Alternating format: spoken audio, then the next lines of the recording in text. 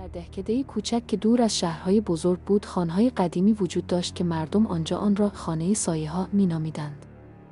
هیچ کس جرئت نمی‌کرد به آن نزدیک شود، زیرا گفته می‌شد شب‌ها از آن خانه صدای قدم‌های نامری و زمزمه‌های عجیب می‌آید.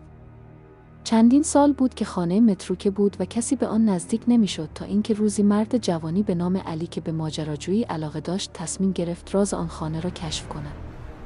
او یک شب با چراغ‌قوه و چند ابزار به سمت خانه رفت. وقتی وارد شد همه چیز در سکوتی سنگین و غبارآلود بود. اما چیزی که توجهش را جلب کرد آینه بزرگی بود که در انتهای سالن قرار داشت. آینه بسیار قدیمی و ترک خورده بود و شایع شده بود که این آینه می‌تواند ارواح را به دنیای زندگان بیاورد. علی با کنجکاوی نزدیک آینه شد و به داخل آن نگاه کرد. ابتدا فقط تصویر خودش را دید، اما بعد از چند لحظه تصویر دیگری در پشت سرش ظاهر شد.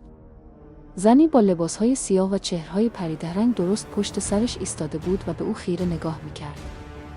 او بلافاصله برگشت، اما هیچ کس در اتاق نبود. وحشت تمام وجودش را فرا گرفت، اما هنوز فکر می‌کرد که شاید توهم بوده باشد. چند لحظه بعد وقتی دوباره به آینه نگاه کرد، تصویر زن دوباره ظاهر شد، اما این بار نزدیکتر و با چشمانی خشمگین به او نگاه می‌کرد. صدای زمزم‌های آهسته در گوشش پیچید. تو نباید اینجا باشی. علی با وحشت از اتاق بیرون دوید، اما در بسته شده بود. وقتی به آینه برگشت دید که زن از درون آینه به او نزدیک می‌شود، گویی از دنیای دیگری به سوی او می‌آید.